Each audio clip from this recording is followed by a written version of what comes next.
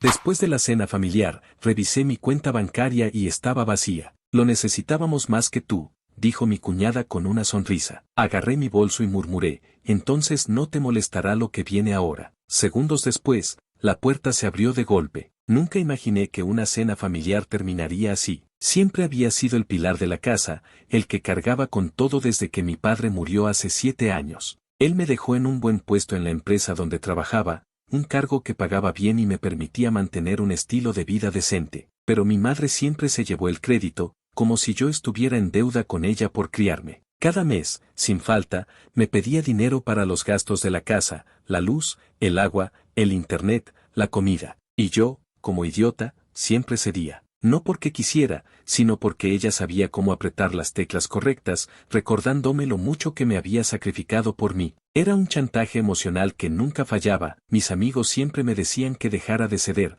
que ya era hora de que pusiera un límite. Pero no es tan fácil cuando sientes que eres el único que mantiene a flote el barco. Mi hermano menor, casado con una mujer que nunca me cayó del todo bien, no aportaba ni un centavo. Siempre tenía una excusa, que su negocio no estaba dando frutos, que el mercado estaba malo, que pronto todo cambiaría. Yo no le creía, pero tampoco lo confrontaba. Total, mi madre siempre lo defendía, diciendo que él estaba tratando. Así que yo seguía pagando, mes tras mes, mientras ellos vivían sin preocupaciones. Todo cambió hace unas semanas. Fui al doctor por un chequeo de rutina, algo que no hacía desde hacía años porque siempre estaba ocupado. Me sentía cansado, más de lo normal, y había notado un dolor extraño que no podía ignorar. El doctor me examinó y, después de un par de pruebas, su cara cambió. Me dijo que tenía un tumor testicular. Las palabras exactas se me grabaron: es urgente. Necesitamos operar en las próximas 2 semanas para evitar que se complique. Sentí como si el suelo se abriera bajo mis pies. No estaba listo para algo así. Nadie lo está. El doctor me explicó que la operación no era barata. Entre los costos del hospital, los medicamentos y los cuidados posteriores, necesitaba unos $13,000. No tenía ese dinero ahorrado. La mayoría de mis ingresos se iban en la casa y en las deudas que mi madre me había convencido de pagar. Así que hice lo único que podía hacer. Pedí un préstamo. Fue humillante tener que explicar mi situación a un banquero que apenas me miraba a los ojos, pero lo conseguí. $13,000, depositados en mi cuenta. Organicé todo para operarme en una semana. No podía esperar más. Decidí contarle a mi familia, no porque quisiera su apoyo, sino porque sentía que debían saberlo. Organicé una cena en la casa de mi madre, como siempre hacíamos una vez al mes. Llegué con una bandeja de comida para llevar, porque sabía que nadie más se molestaría en cocinar. Mi madre estaba en la sala, viendo una de sus novelas favoritas. Mi hermano y su esposa llegaron tarde, como siempre, con esa actitud de que el mundo les debía algo. Nos sentamos a la mesa, y después de un par de comentarios sobre el clima y el tráfico, saqué el tema. Tengo algo que decirles, comencé, tratando de mantener la voz firme. Fui al doctor hace unos días. Encontraron un tumor. Es en los testículos. Necesito operarme pronto. El silencio que esperaba no llegó. En su lugar, mi hermano soltó una risa, como si acabara de contar un chiste. ¿En serio, hombre? ¿Un tumor? Suena a que quieres atención, dijo, todavía riendo. Su esposa, sentada a su lado, se rió también, cubriéndose la boca como si intentara disimular. Miré a mi madre, esperando que dijera algo, que pusiera orden, pero ella solo frunció el ceño. No seas tan exagerado, dijo, cortando un pedazo de carne. La gente vive con cosas peores. Ya verás que no es nada. Sentí un nudo en el estómago. No sé qué esperaba, pero no era esto. Intenté explicarles que no era un juego, que el doctor había sido claro, pero cada palabra que decía parecía rebotar contra una pared. Mi hermano cambió el tema, hablando de un nuevo proyecto que supuestamente lo haría millonario, y su esposa empezó a quejarse de que necesitaba un auto nuevo. Mi madre asentía, como si sus problemas fueran más importantes que lo que yo acababa de contar. Me quedé callado, comiendo en automático, sintiendo que estaba en una mesa llena de extraños. Después de la cena, mientras ellos seguían hablando de tonterías, saqué mi teléfono para hacer un pago que tenía pendiente. Abrí la aplicación del banco, esperando ver los $13,000 del préstamo, listos para la operación. Pero algo no estaba bien. El saldo estaba en rojo. $0. Mi corazón empezó a latir más rápido. Revisé de nuevo, pensando que era un error, pero no, mi cuenta estaba vacía. El número en rojo en la pantalla de mi teléfono era como un puñetazo. Mi cuenta, vacía. $0. Los $13,000 que necesitaba para mi operación habían desaparecido. Sentí un nudo en el estómago, una mezcla de incredulidad y furia que apenas podía controlar. Abrí las transacciones, esperando que fuera un error, un problema del banco, cualquier cosa menos lo que temía. Pero ahí estaba, una transferencia de $13,000, hecha esa misma mañana, a una cuenta que no reconocí al principio. Mi respiración se volvió pesada. Llamé al banco, rogando que me dijeran que era un fallo del sistema. Después de una eternidad en espera, con una música que me ponía más nervioso, un empleado me dio la respuesta que me temía. No era un error. La transferencia era real, y la cuenta destino estaba a nombre de mi hermano. Sentí como si el mundo se detuviera. ¿Cómo había conseguido acceso a mi cuenta? Siempre había sido un desastre con el dinero, pero esto era cruzar una línea que nunca imaginé. Colgué, con las manos temblando. No podía quedarme quieto. Agarré mis llaves y salí directo a su casa, sin pensar en qué diría, solo sabiendo que necesitaba enfrentarlo. Llegué y toqué el timbre como si quisiera derribar la puerta. Mi hermano abrió, con esa sonrisa relajada que siempre llevaba, como si nada en el mundo lo preocupara. Su esposa estaba en el sofá, mirando su teléfono, sin siquiera levantar la vista. ¿Qué pasa, hombre? ¿Por qué esa cara?, dijo él, como si no tuviera idea de lo que estaba por venir. ¿Dónde está mi dinero?, pregunté, tratando de no gritar. Los $13,000 de mi cuenta. Los que necesitaba para mi operación. ¿Cómo los tomaste? Se hizo un silencio corto. Mi hermano miró a su esposa, y ella finalmente dejó el teléfono. Con una sonrisa que me dio ganas de romper algo, dijo, lo necesitábamos más que tú. Fue nuestro aniversario, y por fin pudimos ir a un restaurante de lujo. No todos los días se celebra algo así, ¿sabes? Me quedé sin palabras. ¿Un restaurante? Mi dinero, el que iba a salvarme la vida, ¿se lo gastaron en una cena? La rabia me quemaba por dentro. Me robaron, grité, sin importarme quién me oyera. Eso era mío. Lo necesitaba para operarme. Es un tumor, no una broma. Mi hermano soltó una risa, como si todo fuera un chiste. No es para tanto. Siempre tienes dinero. Ya conseguirás más. Su esposa asintió, con esa misma sonrisa que me hacía hervir la sangre. No podía creer lo que veía. Mi propia familia, tratándome como si mi vida no valiera nada. Miré a mi madre, que estaba en la cocina, escuchando todo. Diles algo, le pedí, casi suplicando. Diles que esto está mal. Es mi salud la que está en juego. Ella salió, limpiándose las manos con un trapo, y me miró con esa frialdad que siempre usaba para controlarme. No es para tanto, dijo, como si estuviera regañando a un niño. Si quieres dinero, trabaja. Todo lo que sabes te lo enseñé yo. Usa eso y sal adelante. Sentí que algo se rompía dentro de mí. Mi madre, la que siempre me había manipulado para que los mantuviera, ahora me daba la espalda después de que me robaran. No dije nada más. Agarré mi bolso, di media vuelta y salí, ignorando sus voces que me llamaban como si todo estuviera bien. En mi apartamento, me dejé caer en el sofá. Estaba furioso, pero también agotado. Durante años había cargado con ellos, sacrificando mi tiempo, mi dinero, mi tranquilidad, y ahora me habían traicionado de la peor manera. Fue entonces cuando lo decidí, no volvería a ayudarlos. Nunca más. Ni un centavo para el alquiler, los servicios, la comida. Nada. Pensé en denunciarlos. Lo que habían hecho no era solo una traición, era un robo, un delito. Pero primero, tenía que salvarme. El tiempo corría, y cada día que pasaba, el tumor podía volverse más peligroso. El fin de mes llegaría en 2 semanas, y con él, mi sueldo. Pero incluso con eso, no tendría suficiente para la operación. Estaba atrapado. Ese día, mi madre llamó, como si nada hubiera pasado. ¿Y el dinero para la casa?, preguntó, con ese tono que siempre usaba para hacerme sentir culpable. ¿Cuándo lo vas a mandar? El alquiler no se paga solo. Perdí la paciencia. No merecen nada de mí, grité. Por su culpa mi salud está en riesgo. Y ese dinero era para salvarme, y lo gastaron en una estúpida cena.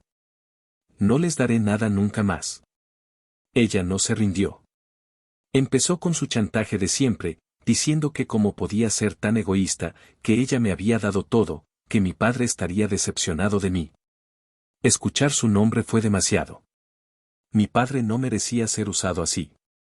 Sin decir nada más, colgué, no podía seguir esperando.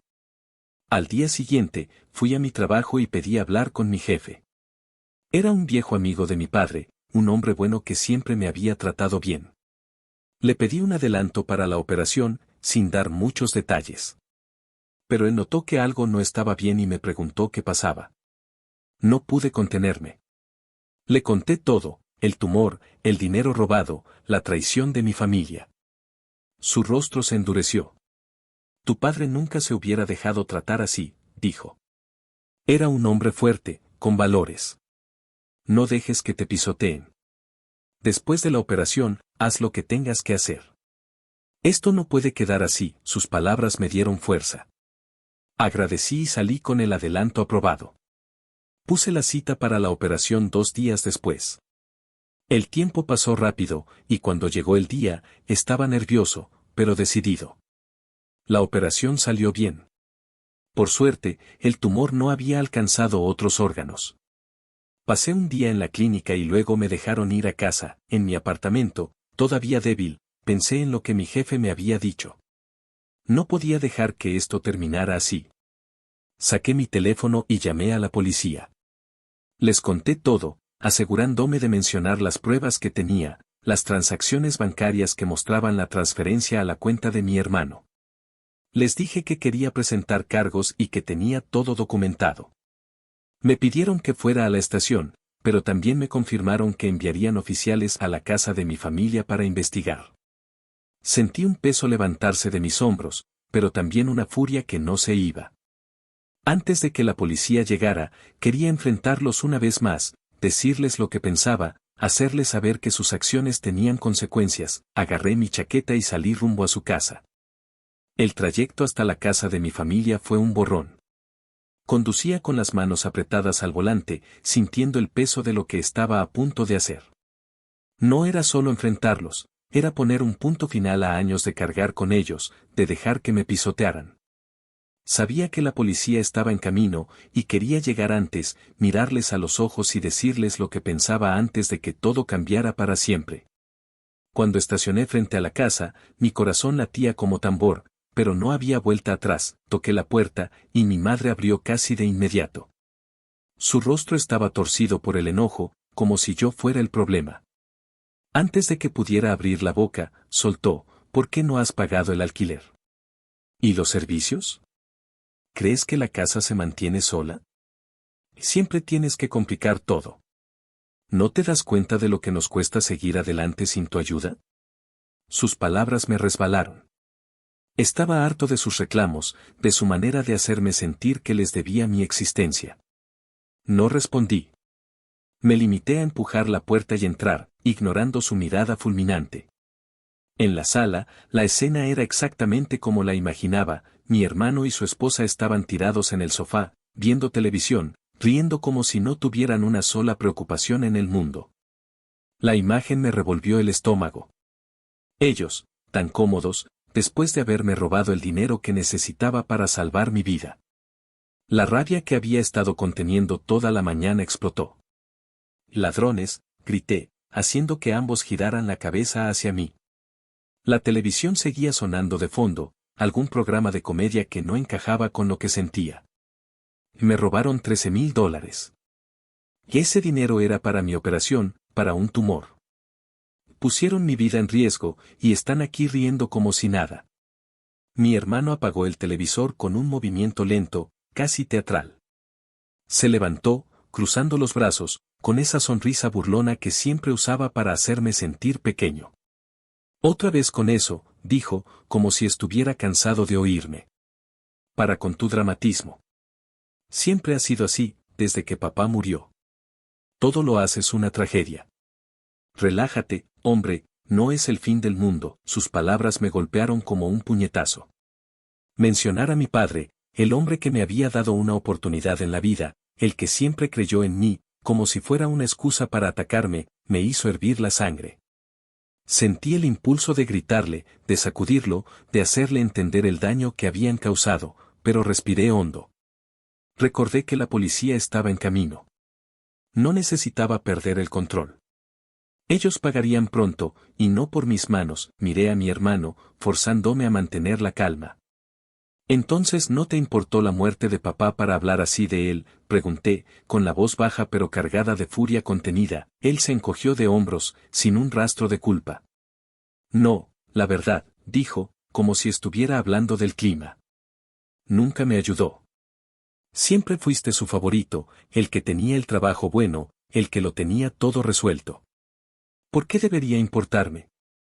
Él no hizo nada por mí». Su esposa, que había estado callada hasta ese momento, soltó una risa corta, como si mi pregunta fuera absurda. «Esos temas no importan ahora», dijo, recostándose en el sofá con una actitud que me dio ganas de romper algo. «Deja de hacerte la víctima. No es como si te fueras a morir por esto». Los miré a ambos, sintiendo una calma fría apoderarse de mí. Era una sensación extraña, como si toda la rabia se hubiera condensado en una certeza absoluta. «Si no les importa eso», dije, marcando cada palabra, «entonces no les importará lo que viene ahora». Sus rostros cambiaron. Mi hermano frunció el ceño, confundido, mientras su esposa se enderezó en el sofá, mirándome como si intentara descifrar una broma. Antes de que pudieran decir algo, el sonido de sirenas cortó el aire. Era lejano al principio, pero se acercaba rápido. Los ojos de mi hermano se abrieron de par en par, y su esposa dio un salto, mirando hacia la ventana. «¿Qué hiciste?», murmuró él, con un hilo de voz. No respondí. No hacía falta. Segundos después, unos golpes fuertes resonaron en la puerta. «Policía». «Abran la puerta», gritó una voz autoritaria desde afuera. Caminé hacia la entrada, sintiendo sus miradas clavadas en mi espalda. Abrí la puerta, y dos oficiales entraron, con expresiones serias. Sin dudar, señalé a mi hermano y a su esposa. «Son ellos», dije, con la voz firme. «Ellos me robaron el dinero de mi cuenta. Tengo las pruebas». Los policías no perdieron tiempo. Sacaron las esposas y se acercaron al sofá. Mi hermano empezó a gritar, su voz quebrándose mientras me señalaba. «Traidor. ¿Cómo puedes hacernos esto? Somos tu familia, maldita sea». Su esposa comenzó a llorar, repitiendo una y otra vez que no había hecho nada, que todo era un error, que no entendía por qué estaba pasando esto. Mi madre se puso en medio, desesperada, rogándoles a los oficiales que no se los llevaran. «Es mi hijo», gritaba. «No es un criminal. Por favor, no hagan esto». No sentí nada. Ni lástima, ni culpa, ni arrepentimiento. Los había mantenido durante años, sacrificando mi tiempo, mi dinero, mi tranquilidad, y ellos no dudaron en traicionarme cuando más los necesitaba. Los vi salir esposados, con los vecinos asomándose por las ventanas, murmurando entre ellos. Mi madre seguía llorando, pero no me miró. Cerré la puerta detrás de los oficiales y los seguí hasta la estación. En la comisaría, todo fue directo al grano. Presenté las pruebas, los movimientos bancarios que mostraban la transferencia de los $13,000 a la cuenta de mi hermano. Había guardado cada detalle, cada captura de pantalla, cada correo del banco. Los oficiales revisaron todo con atención, asintiendo mientras tomaban notas. «Esto es sólido», dijo uno de ellos, mirándome con algo que parecía respeto. «No hay manera de que lo nieguen», me aseguraron que el caso avanzaría rápido, y así fue. 2 días después, mi hermano y su esposa fueron llevados a un juzgado. Estaba nervioso, pero no por miedo. Era más bien una tensión acumulada, la sensación de que todo lo que había soportado estaba a punto de resolverse. Me senté en la sala, viendo cómo ellos entraban, todavía con esa actitud de que podían salir de esto. Pero cuando el juez pidió las pruebas, todo cambió. Mostré los documentos de nuevo, las transacciones, las fechas, los montos exactos. Expliqué cómo ese dinero era para mi operación, cómo su robo había puesto mi vida en riesgo. Mi hermano intentó defenderse, diciendo que no sabía que el dinero era tan importante, que solo quería darle un buen aniversario a su esposa. Ella asintió, con lágrimas que parecían más de teatro que de arrepentimiento, diciendo que no había querido hacerme daño. Pero las pruebas eran claras, y el juez no estaba de humor para excusas. Al final, no tuvieron opción. Se declararon culpables. Admitieron que habían usado el dinero para una cena de lujo, como si eso justificara algo.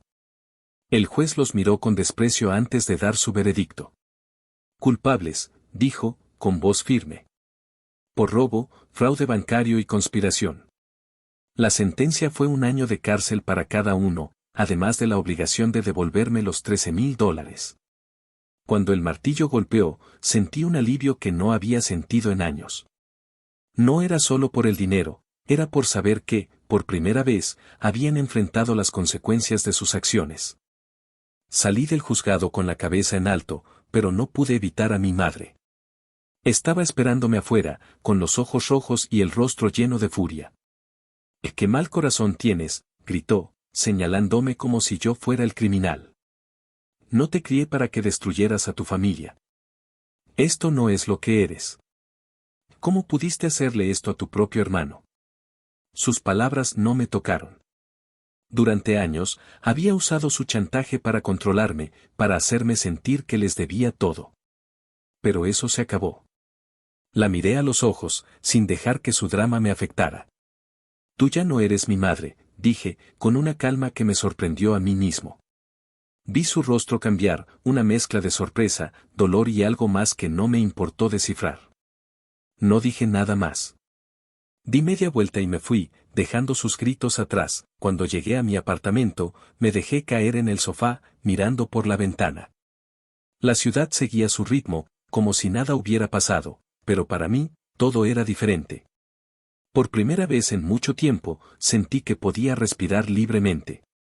No había más peso sobre mis hombros, no había más chantajes ni traiciones. Empecé a rehacer mi vida, volví al trabajo con una energía que no sabía que tenía. Me enfocaba en mí, en mis metas, en lo que quería construir de ahora en adelante.